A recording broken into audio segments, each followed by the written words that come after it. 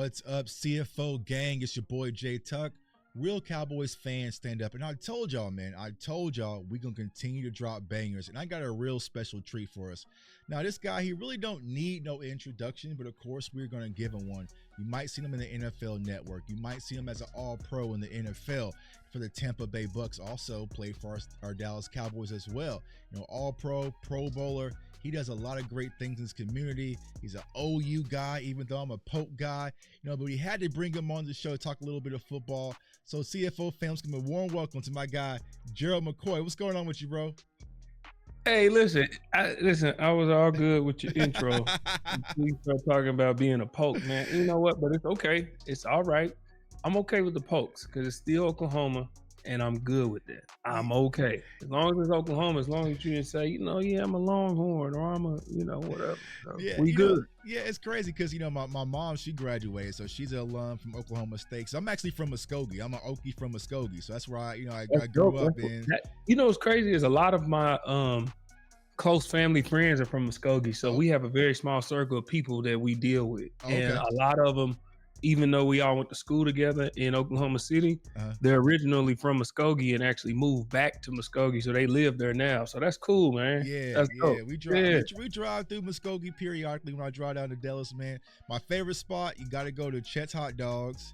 You know what I'm saying? And Charlie's Chicken down in Muskogee, man. We go to Charlie's every time we're down there. Yeah, Charlie's, man. You know a guy, did you hear of a kid that went to OU named Stacy McGee? Nuh-uh. Oh, okay, he's from Muskogee. He was a D lineman I played with. He was from Muskogee. Okay. Yeah, so they had some, let's see, in that time, Jonte Bumpus. Who else they had? There's a wide receiver came out of Muskogee too, but yeah. Okay. Got some talent, man. Got some talent out there. Yeah, Muskogee got some guys, dog. Man. Got some dog. Now, I know that you went to OU, and right now the big topic of discussion is the college football game. And we talked off the grid, bro. You playing it, but you're not playing it. Yeah, I know. What's your game like? I smoked my 10-year-old yesterday. He tried me. So really what the goal was, I went to practice first. And I was like, let me get the feel. Let me see if it, give me that old feel like it used to. Right. And as I was running plays, I was like, something is missing, man. What am I missing that I used to do all the time? The speed option. Mm-hmm. So I started running the speed option over and over and over, and halfback screens and rolling out. That's what the best part of college football is, when you could roll out. Mm-hmm. Had them crossing routes, them deep overs, and listen. Then I got back in my groove. And I was like, okay, you back. So I go to play a real game. My boy, who always talking noise with the Arizona State. So I said, who I want to slap? I'm going to slap up Arizona State. My 10-year-old comes walking in the theater. He like, hey, Daddy, can I play with you? Here I am thinking he going to be on my team. Right. He slides the controller to the other side. I said, you got to go, son. That's what we do. You got to go. Yeah. We in Norman too? Oh, yeah, you got to go. Had to bag them up, man. And that's what a lot of people like. So some of my friends, they ain't touched the controller in like 10 years. But they've been buying a PS5. Like, I'm back on the game. I'm back. Like, bro, a lot has changed since we used to play, back in college on the old Xbox systems and playing college football. It's a good thing to be back. Now, because college football is back, is due to the NIL. Now, I wanted to ask you this. I saw you posted on Twitter. You kind of had some comments about the NILs. So are you a fan of it? Not a fan of it? What's your? Because you had a tweet the other day about the NIL. Yeah, no, I'm a big fan of the NIL. I'm not a fan of how it's structured. Okay. So a lot of people took me. They're like, "How you as an athlete? That's the problem. This is why it took so long to get paid." I'm like, I didn't say I had an issue with the NIL.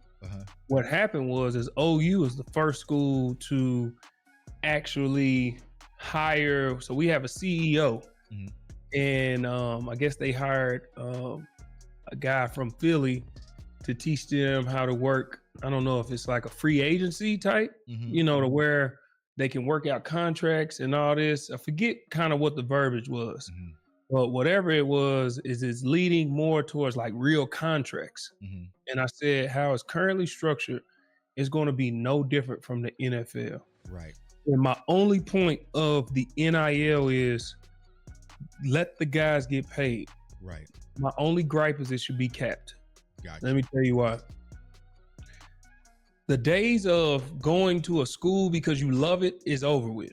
Some guys go to school still because they grew up fans, but it used to be this school sold me on, man, I went on my visit. I love the atmosphere. I love kids. Don't care about that. Everybody does photo shoots. Everybody has special treatments and all this stuff and care packages and all. We ain't get no care package. We ain't get none of that.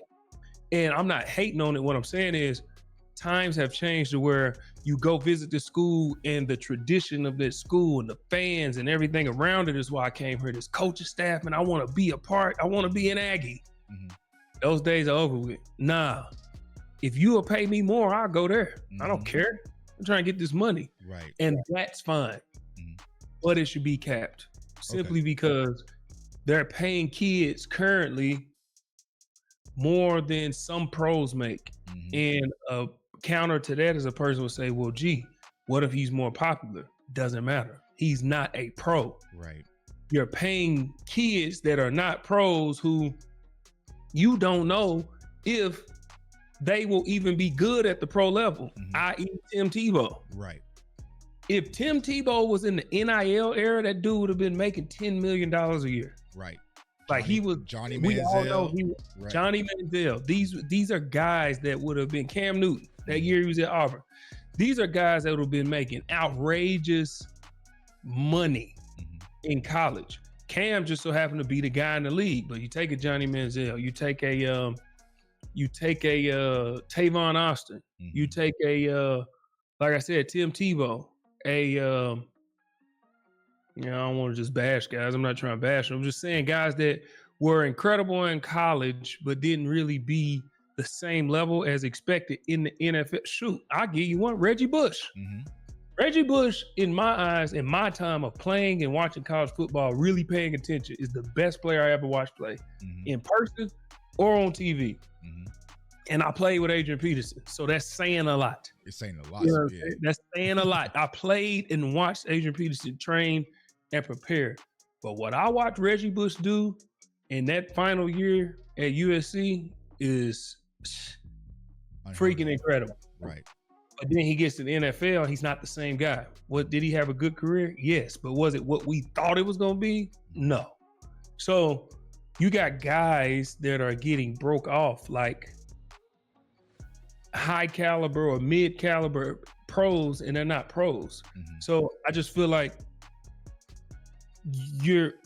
there's no incentive to go be a pro anymore. It's like, why am I rushing? You see it all the time. No, I'm going back. I'm going back. Because they know, I don't know what I'm going to make there. I know what I'm making now. So what's the rush? I know I'm a ball here. This is a lot easier than going and killing myself and trying to be great in the NFL. I know I'm good here. So I'm going to keep making this money and stay here.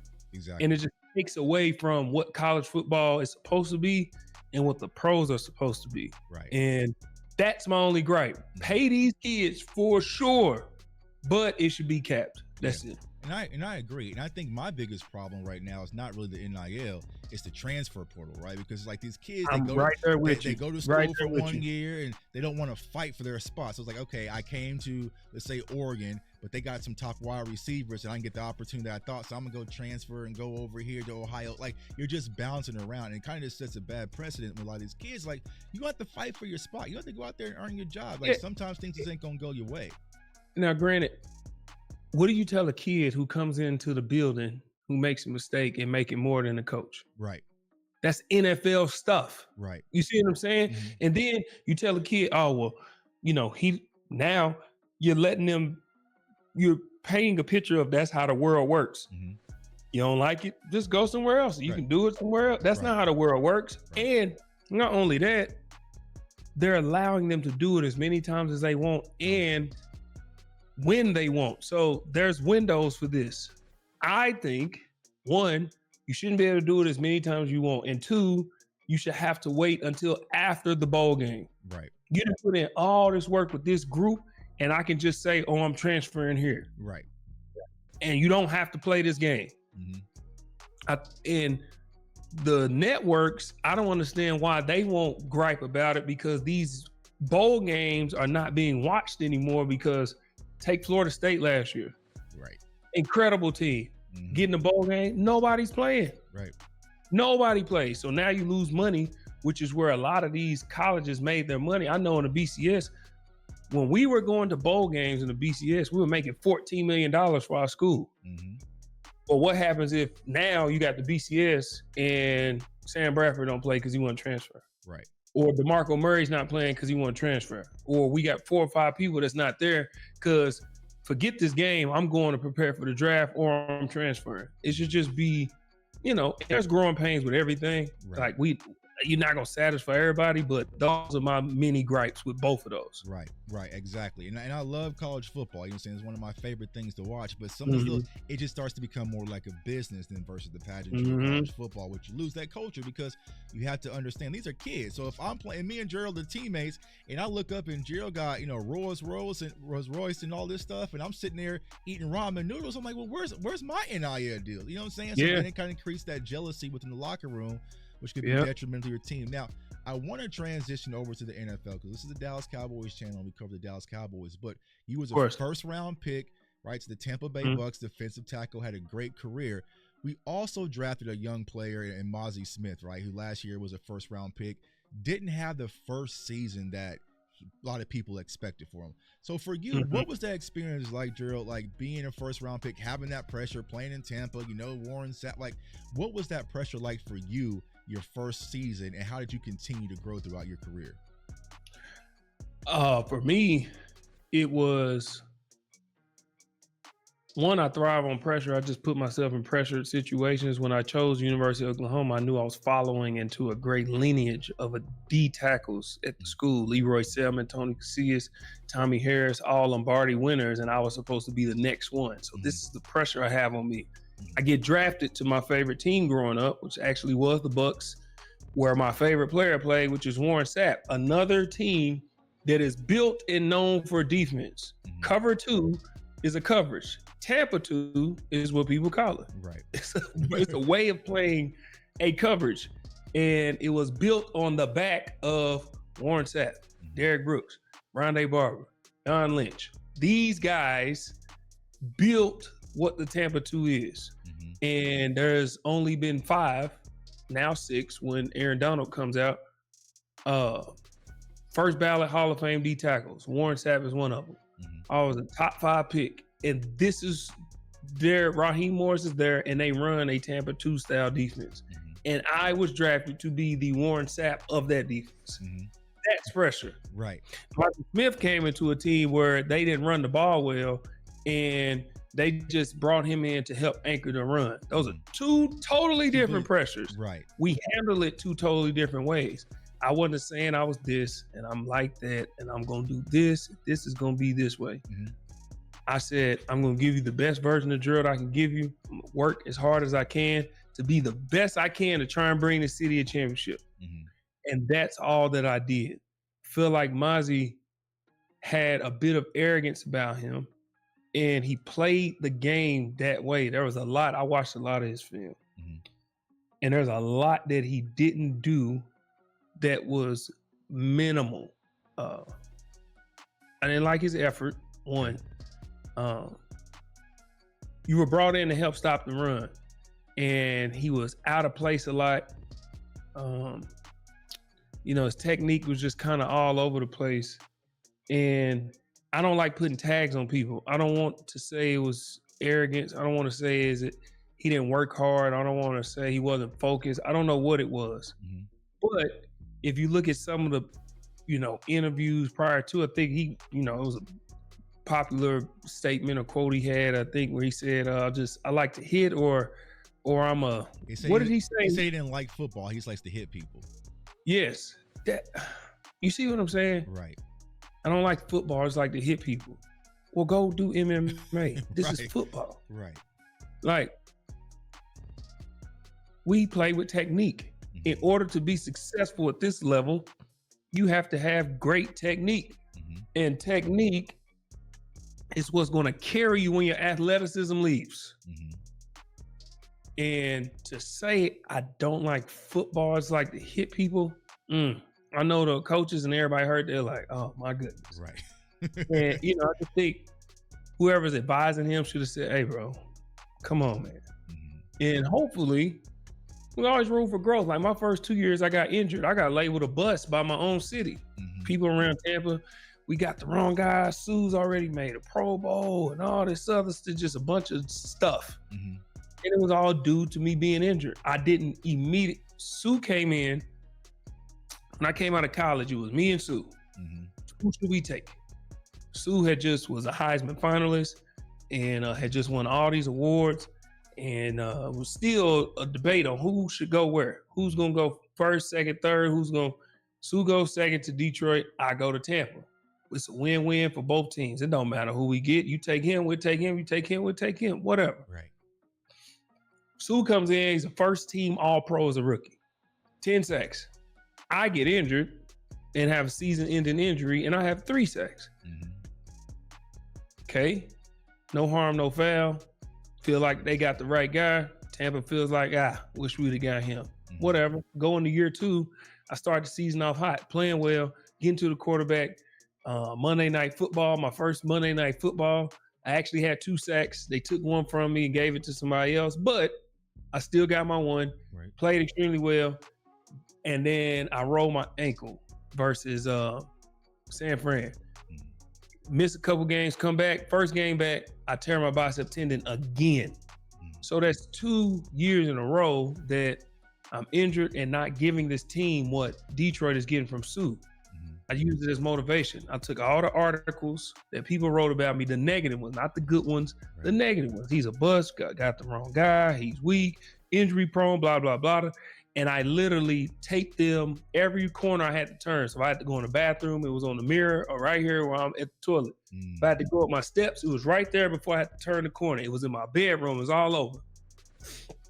And I said, you know what? If people have an opinion about me, I'm not going to let them be right. That's the worst thing you can do is let people be right about you, especially if it's negative. So I did something about it. Got back to work, made sure I did everything necessary to be healthy, and I just locked in. And then next year I made my first Pro Bowl. You know, it's not that what happened in his first season. I have a so what, now what mentality. And this is what I try and preach to people. So what? You were a first team All-Pro. So what? You were got injured. So what? You didn't have the greatest season. So what? You had a great season. Now what are you going to do? Are you going to stack them? When I made my first Pro Bowl, Sapp said, that's great. I'm proud of you. I knew you could do it. But now what? Are you going to stack them and be a guy? Or are you going to make one Pro Bowl and then fade? Mm-hmm. So Mazi got a decision to make. You know, I don't know what he's been doing this offseason. I always wish well on any defensive lineman, but just football players in general. I hope he plays well, because if he plays well in the middle of that defense, that will change a lot for this team. Yeah, and it's a very important piece because we don't have no depth at the position, but to talk about what Mazi's been doing this offseason. So I guess apparently the rumor last year was he lost about 30 pounds. How? We don't know. Lost 30 pounds, and now he's out with a shoulder injury, right? So he's had shoulder surgery. Will he be ready for camp? We don't know. So once again, we're going to that second season, and it's going to be an uphill battle. And I agree with you. When I scouted Mazi out of Michigan, it was like I saw glimpses of it, but the motor wasn't continuous. It was just like, all right, there's a lot of work in progress. And then we hear, okay, he wasn't really a Dan Quinn pick, which is kind of concerning because he's the defensive coordinator. So that's what the defensive coordinator really didn't want, right? So how does things really fare out for Mazi? So it's going to be interesting to see, but it's going to be a battle, but the Cowboys desperately need someone to help stop that run. Now, you went from Tampa, but you also played in Dallas for a little bit. So we talked about this on your show, but for Cowboys fans, what was the difference in the culture when you transitioned from Tampa and then you were at Carolina, right? And then you went to Dallas in 2020? I can honestly say this. I've been in 4 buildings, and from what I've heard from different people, this is how I feel, and I haven't been in every NFL building. There's no organization better than the Dallas Cowboys as far as treatment of their players, as far as convenience of their players, as far as facilities, as far as availability, accessibility, whatever, any ility, whatever it is. Get the best of the best. They got the best of the best. Listen, chefs, weight rooms, man, listen, when we first moved to Dallas, we had one car because we hadn't got all our cars shipped here yet. I told my wife and the kid, y'all keep the car. And they was like, what about work? Jerry pays for our Ubers. We get free Ubers. So I don't need I got Uber to work every day. Right. Just put it in there and I get an Uber. And it had like the Dallas Cowboys logo. It said Dallas Cowboys Uber. That's a different Uber, yeah. Yeah, like it's insane what they do for these guys. So if you ever meet the Cowboys or if you look at Cowboys, and a lot of people that hate the Cowboys, they don't really hate the players, they hate the fans. But if you ever look at the Cowboys and how they carry themselves, they have like this aura about them, like this uppity, like it's not arrogance, but it's like we're above the world type aura about them. It's because of how they're treated in that organization. It's insane how they treat these guys. It's freaking incredible. So I think Jerry's philosophy is, well, I know his philosophy is, we're the show. And I know that. He told us that in the team meeting. We are the show. I understand it. I understand everybody's eyes are watching. I understand all eyes are on us. I've made it that way. I want it that way. We are the show. I can maximize that, and I have. But I do all this to make sure that all y'all have to worry about is playing football. Y'all don't worry about nothing else. Play ball. For the coaches, for the players, but especially for the players, play football. That's why you see a lot of the homegrown guys, not the guys who are brought in, but the homegrown guys, that's why they get these huge contracts. But if you look at the roster, Cowboys over the last 10 years, you could argue have had the best rosters as far as talent, like loaded talent with Pro Bowlers and All-Pros and guys at the top of the league and what they do and consistency and all. Like the Cowboys and Jerry, they find a way. But on the flip side, they always find a way to lose. So do you think that where the culture problem comes in? Do you think that culture has some of the impact where it's kind of spoiled, silver spoon type uppity culture? Because when we get on the field, it's mono y mono, right? And dog eats dog. So do you feel like that's why it might be a situation where they can't get over the hump? Or just from your lens, why do you think the Cowboys just can't get back to that championship standard that they used to have in the 90s? You know, if I'm being real, when I was there, competition was real, man. Those guys competed like a son of a gun. And I know people say, well, gee, you was only there for 3 weeks. Okay, it don't take long to see the type of, it don't take long to see the type of guys you're around. Jalen Smith, smooth. Vanden Bosch. Not Vanden Bosch. Van Der Esch. Van Der Esch. Yeah. Sorry, I'm old. That's somebody else. Van Der Esch. Zach Martin. Tyron Smith. Aldon Smith when he was there. DeMarcus Lawrence. Zeke, Dak, Amari, CD, Diggsy. Who else that I can name? Because that was 2020. So you were under Mike McCarthy's first year, right? That was Mike McCarthy's first year. Yes. When we were in any drills, in practice, it did not matter. And this is Diggsy and CD's rookie year. There was hellacious competition. That's why you've seen the back and forth between Amari and Diggsy, or CD and Diggsy, or all of these people competing. There was hellacious competitions going on. Aldon Smith and Tyron Smith, same draft class, old buddies. We were in walkthrough and they were going full speed. Full speed, no bull rush, just, hey, if we're going to compete, we're going. And it's not the guys' competition or the competitive nature. It's not that. They have a silver spoonish thing about them, but that's just because of how they're treated. But that's not carried over into practice. That's not carried over into game day. I can vouch for them on that. They do not carry that into game day or practice. Outside of that, yes. When they on that field at practice, them guys are not messing around. So I can vouch for that. The problem is the big game. And at some point,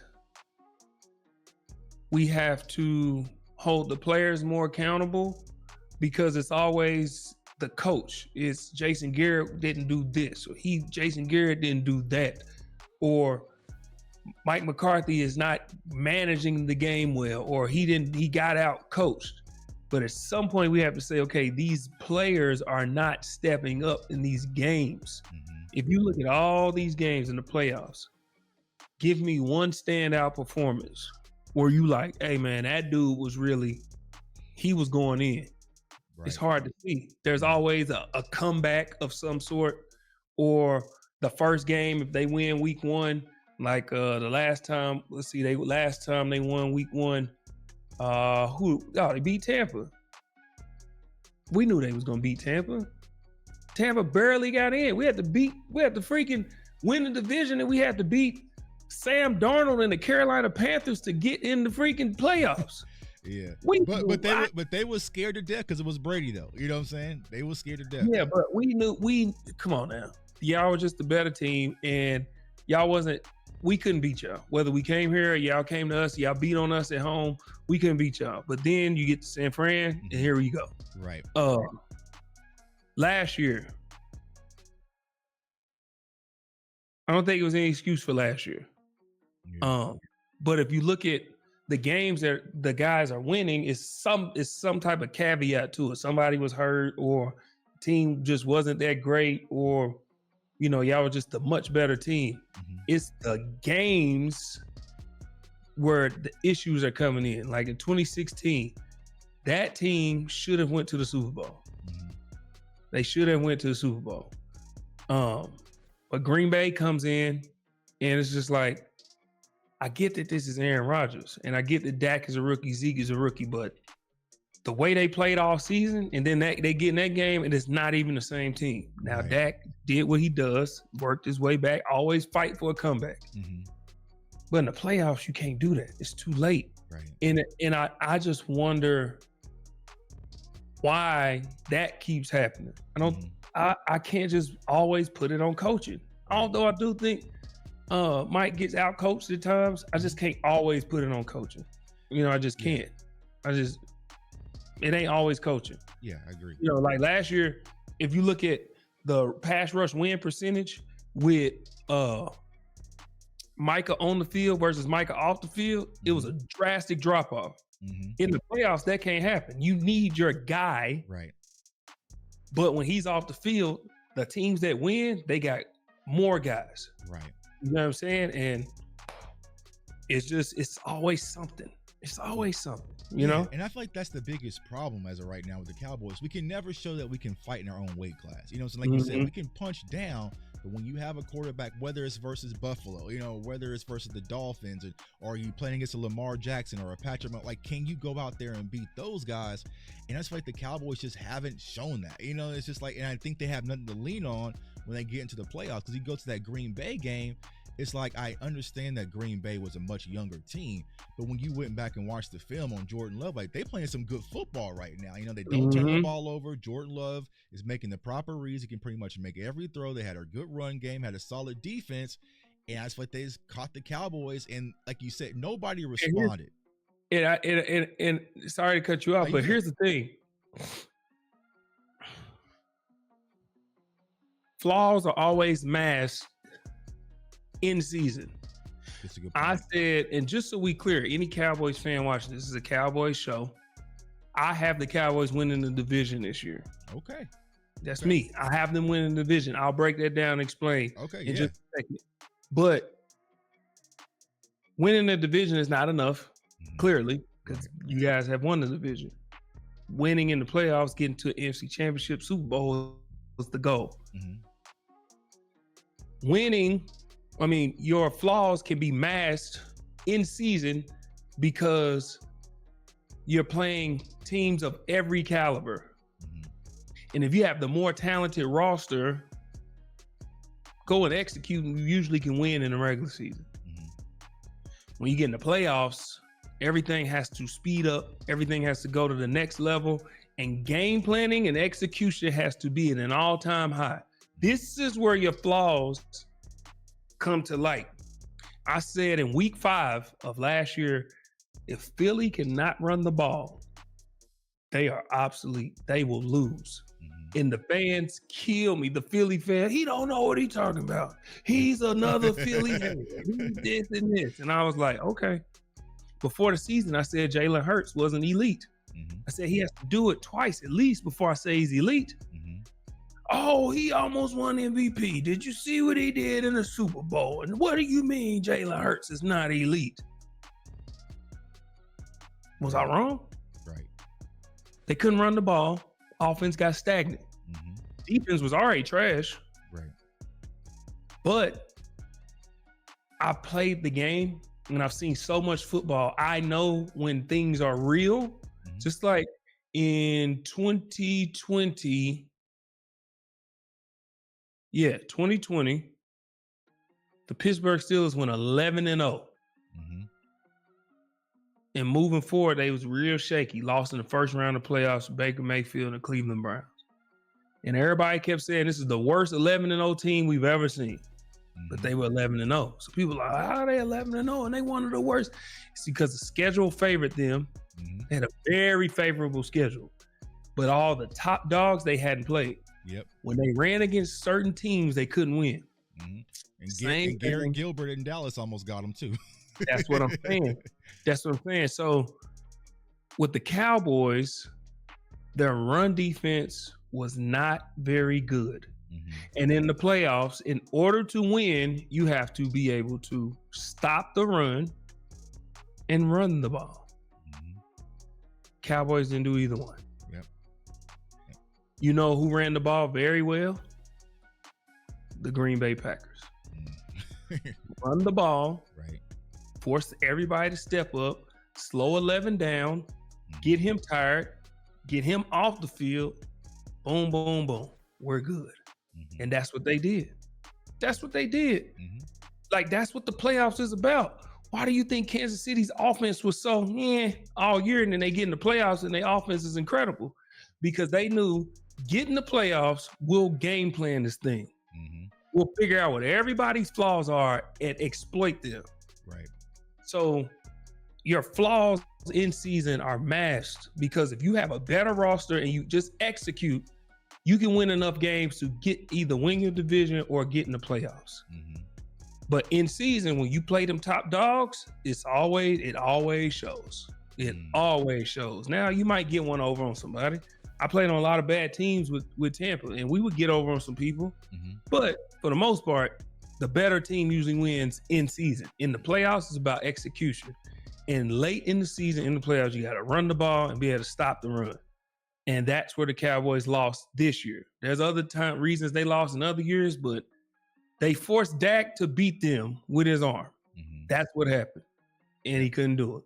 Yep. He couldn't do it. And once again, the Cowboys paid the price. Now, I got to catch you on that one because you said they got the Cowboys win the division. So, coming off a 12-5 season, even though we won the division by default, lost to Green Bay Packers. So what has the Cowboys done this offseason that gives you the confidence that they're going to win the division? Again, even though it hasn't been a repeat champion since 2005 in the NFC East. Yeah, Washington is just, they got a rookie quarterback and they'll be what they'll be. I don't think you're not scared of Washington. Nobody's scared of Washington. Right. If they could be a sleeper team, I don't see it as that, but whatever. If they play well, then great for them. But I'm going off what we have right now. Right. The Giants are a mess. Okay. So that leaves you guys and Philly. Okay. All right. What a lot of people don't know is if you lose a general in the middle of your offense, everything breaks down. Mm-hmm. To lose a Jason Kelce in the middle of that offense, I don't think a lot of people understood he's what held it together. He's what made it go. If your center is a dominant player, it makes the run game, because centers are the worst blockers on the O-line. A lot of people don't know that. Think about this. If we all about to fight, right? Mm-hmm. And we about to get bum rushed, who should be on the outside? The people that can fight the best or the people that fight the worst? Right. If you can't fight, we not putting you out there. Get in here where we can keep you from getting knocked out. Right. That's why the center's in the middle. But when you got a guy like Kelce, who is dominant at center, he's highly intelligent, he's durable, everything goes. whatever y'all want to call it. Their play that was unstoppable. Right. A lot of people don't understand it wasn't Jalen Hurts, it was the center. Mm-hmm. And how he got movement and what he did. Removing him out the middle of that offense, now Jalen Hurts has to think for himself. Mm. You know how I know that's how it works? Because it happened with Cam Newton. Mm-hmm. Ryan Khalil did all the thinking for Cam Newton. Good point. He pointed out all the protections. He did everything on that offense that made it go. Could Cam read a couple defenses? Yeah. But he was a one read, make something happen, backyard football type player. Mm-hmm. But when they were executing, he seemed unstoppable. But Ryan Khalil was right in the middle of that offense. Mm-hmm. Jason Kelce leaving the middle of that offense, you got to think for yourself. He was in the middle of that offense last year, and we seen you can't beat nobody from the pocket. I don't care if y'all got Saquon. The dog in the middle who makes everything go is gone. Mm. The Saquon where he can just make anything, make something out of nothing, that was rookie year Saquon. We ain't seen that Saquon since. Right. Was he very helpful in the Giants making the playoffs 2 years ago? Yeah, he was balling. Mm-hmm. But is that enough to overtake the division? And nah, it's not. I just feel like the Cowboys collectively as a whole are better, experienced all together. And Dak is the best quarterback in the division. I don't care what nobody says. Here's what kills me about people in Dak. If the Cowboys said, we're letting anybody get Dak who wants him, everybody except probably 6 teams would come calling. Right. That's the reality of Dak Prescott. Dak struggles with the big game. Mm-hmm. And you'd be surprised in history how many people really struggle with the big game, but kind of something might save them in other areas. Like, I don't think people realize in 2021, when the Bucs went up to Lambeau, Tom Brady threw 3 picks in the second half and they still won. Right. You know why? Because Aaron Rodgers didn't play well in the second half. Right. But any other quarterback throw 3 picks in the second half of a game in the NFC Championship, you probably gonna lose. Right. Russell Wilson threw 5 picks in the NFC Championship versus 49ers and won. Still won. You know why? Because Colin Kaepernick wasn't that good. Right. So Dak has to find a way to get over whatever's going on up here. But Dak is a good quarterback. Is he, these guys that y'all name these names, he might not be them, but I'm taking Dak over a lot of people. And I feel like collectively with CD playing how he's playing, you're getting Diggsy back. And I just feel like the Cowboys have enough to win this division. I feel like they'll lose 1 game in the division. That's just me. They always split with Philly. Other than that, if you look at the schedule, they got a favorable schedule, like always, because Jerry runs the NFL. They're gonna win the division, man. I just don't see Philly. They figured Philly out. Yeah. They figured him out. They said, listen, Dak can throw you to a win. I don't feel like Jalen can do that. Yeah. I just don't. And especially under Kellen Moore and his complicated offensive scheme. So it's going to be interesting to see how that all fares out with the new offensive coordinator. And how did Philly's defense get better? Fletcher Cox is gone. The 2 leaders on the team are gone. Fletcher Cox retired. Jason Kelce retired. Y'all lost 2 leaders. Yes, Brandon Graham is still there, but he's on the end. Right. So where did they get better at? Yeah, lost Hassan Reddick as well. Hassan Reddick gone. Where's Slay? Is he healthy? Barely. But I mean, his job might not be safe because they drafted 2 corners, so. Thank you. So, yeah, it's going to be, but hey, man, I ain't going to be opposed. I ain't going to be opposed with you. I'm just saying, man. Cowboys win the division. A lot of people are like, Cowboys ain't do nothing. They ain't do nothing. Do I think they're good as is to win a Super Bowl? No. Okay. But to win the division? Yeah. Okay. Yeah. And I think that's where there's a lot of frustration when it comes to Cowboys fans. It's like, we feel like we just kind of the same level that we was last year, but we're not doing anything to put ourselves over the top. Now, last question before I let you go, my guy, man, I appreciate you. Micah Parsons, right? He's been a hot topic button all offseason. So if you were the veteran leader of the Dallas Cowboys, like, what advice would you give to Micah Parsons? A lot of people have concerns and frustrations with off the field stuff. Now, me personally, I feel like having a podcast it's not a big deal, right? But some people think that he doesn't have the focus that it takes to get him to the ultimate level. So what would be your thoughts on Micah Parsons and some of your advice you would give to him if you were in-house? What's the ultimate level of Micah Parsons? Winning Defensive Player of the Year? Right. What's the ultimate level? If you had to tell me what the ultimate level of Micah Parsons would be, what would it be? And that's what I don't understand. I guess Defensive Player of the Year. I think for most people, it's just showing up in the playoffs. But I feel like that's for a lot of people when it comes to the Cowboys. But I would say Defensive Player of the Year. They want TJ Watt. They want Nick Bosa. That's what they're comparing him to. What has TJ Watt done in the playoffs? Nothing. I did a whole video on this comparing the playoff stats for him. No, and this is not. I'm not shooting at you or grilling you. Right. I'm having counters to what you're basically saying. People are saying. Yeah. Okay. What is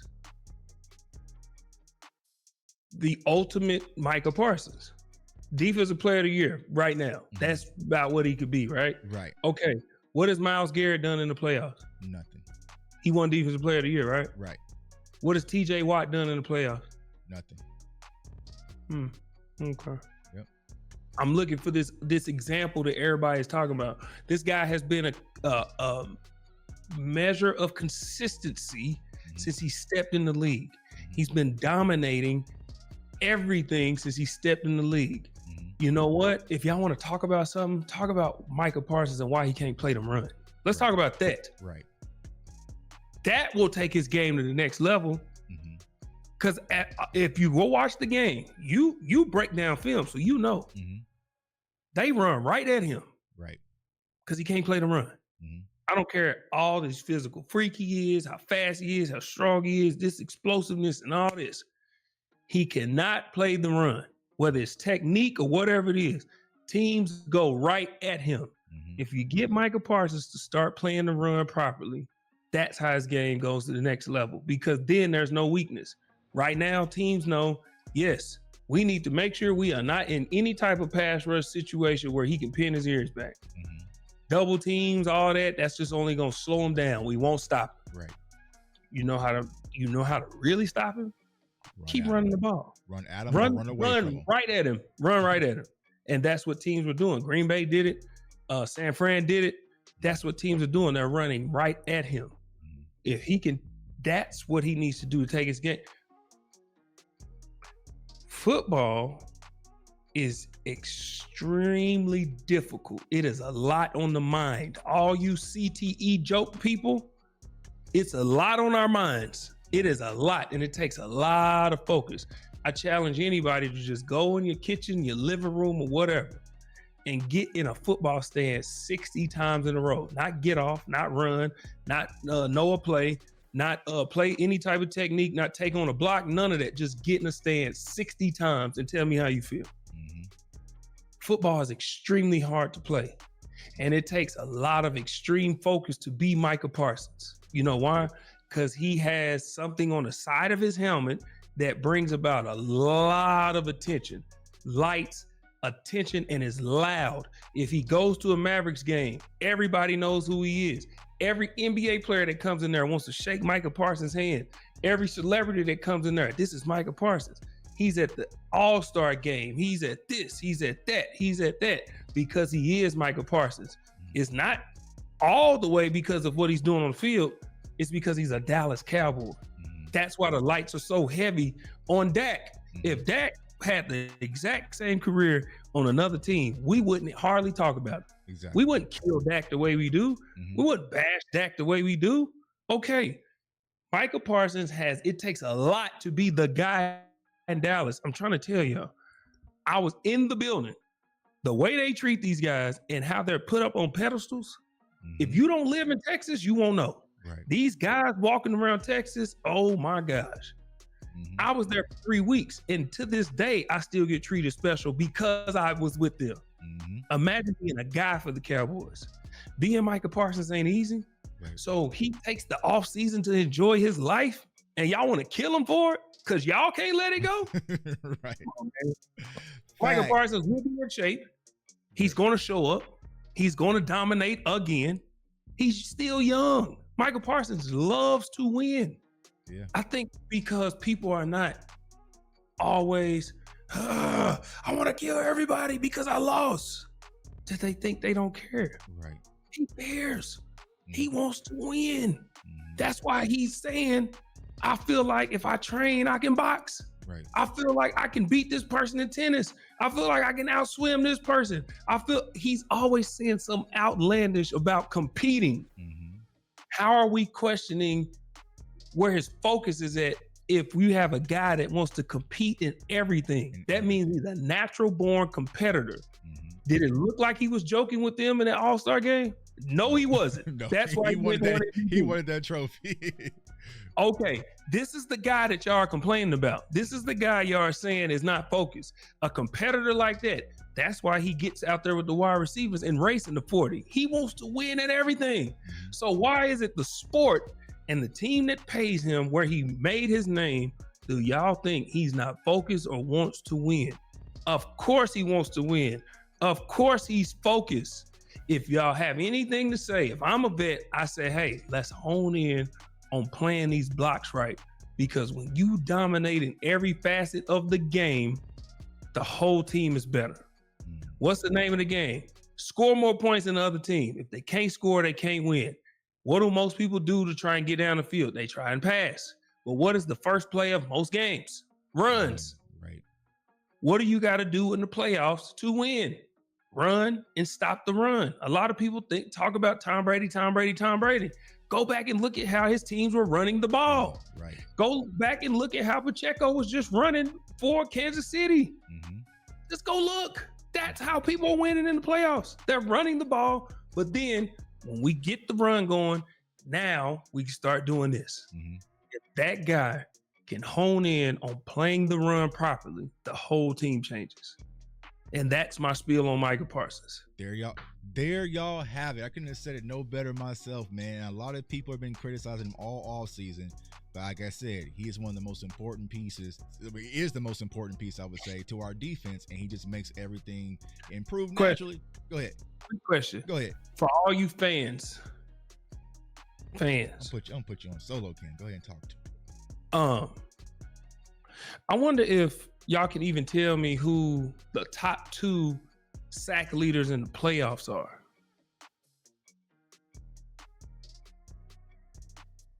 Probably not. They're gonna have to get to Google.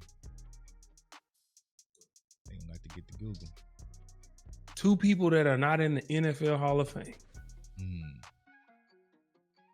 Micah Parsons is well on his way to the Hall of Fame. Well on his way. If he stays healthy, keeps playing like this, he's going. 2 people that are not in the NFL Hall of Fame are the top 2 in NFL playoff career sacks. That's all I'm saying. So while we're questioning who he is and what has he done and the playoffs, TJ Watt, what has he done in the playoffs? But they love him. Y'all love him. Right, love him.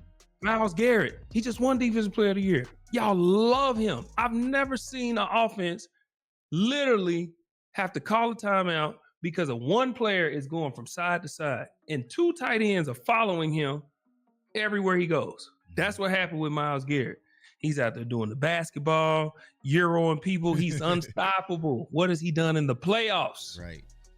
But he doesn't get this proof that being a Cowboy comes with something different. That's all I'm saying. Yeah, Myles Garrett had 1 sack the last 6 games of the season, right? But and 1 defensive player of the year. And 1 defensive player of the year, but nobody cares, man. So it just is what it is. Gerald, bro, thanks for coming on, blessing the channel, man. You dropped so much knowledge. Cowboys Nation, like I said, they get mad at me, but y'all have someone who's played at the All-Pro level, Pro Bowl, who's been in the league, telling y'all some of these things when it comes to the Cowboys. That listen, y'all need to start listening up, man. But for everyone who's seen you for the first time, where can they find you? And I know you got a lot going on, man. So tell everybody what you got going on. Yeah, I'm Geraldini93 on most platforms. I believe my TikTok is Geraldini405. Okay. I'm not big on TikTok right now. I will be posting a lot more this season because I have some things coming up. NFL Network, NFL Game Day morning, Sunday mornings. It is 6 a.m. Pacific, 8 a.m. Central, 9 a.m. Eastern, and it's a 4-hour show. That's where you'll find me most of the time. I just got kind of like a raise and boost in the company, so I'll be working training camps. I tried to get the Cowboys, but I got the Bucks, the Colts, Kansas City, and the Raiders. But this is the network. They could throw the Cowboys on there, but we'll see. But I did request the Cowboys, just so y'all know, so I can, I live here. I know they go to California, but I did request the Cowboys. And then I have something new that will be out, me and another player. I can't officially announce it, but you'll be seeing me a lot more. It'll be something very similar to Nightcap with Shannon Sharp and Ocho Cinco, or the Manning Cast, or the Kelsey Show. It'll be very similar to that with a network that's trying to build up their digital platform. So it's going to be good. If y'all enjoy me talking like this, I'm going to be doing a lot more of it, and I'm going to be a lot more candid. Right. Because they're paying me to be. Well, so, and you also got I Said What I Said podcast, right, on YouTube. Right? Yeah, well, I said what I said. I'll plug that in a little bit. I'm working on that. So, okay, I do have I Said What I Said, which is my podcast. I'm not consistent enough with it, but just tune in to all the other stuff. Right. Follow me on all social media platforms, Geraldini93, TikTok, Geraldini405, and I will be posting a lot about I Said What I Said, the new network that I'm working with, and the NFL Network. And whether you love, like, hate it, or anything I said, follow my guy Tuck, because he knows what he's talking about. He ain't just one of these guys that's on here talking. He didn't show me his setup. He didn't show me how he worked. When I say he's really breaking down film, he's doing his due diligence. So he ain't just up here talking. So all of y'all that's out here bashing him, if you let me know about it, it's up for all of y'all. I appreciate you having me, man. Love y'all. I appreciate you, my guy, man. Thanks again. With the talk, because we got Deadpool and Wolverine about to drop here in a few days. You know what I'm saying? He real big into the comic books.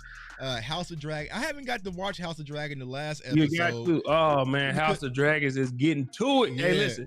If you was a Game of Thrones person, the thing about Game of Thrones is you knew whoever had the dragon had the power. Right. Well, now you're dealing with everybody who got dragons. Everybody got dragons. Rhaegar is the biggest dragon, but now we're usually it was just a dragon flame and stuff, Dracarys and everything.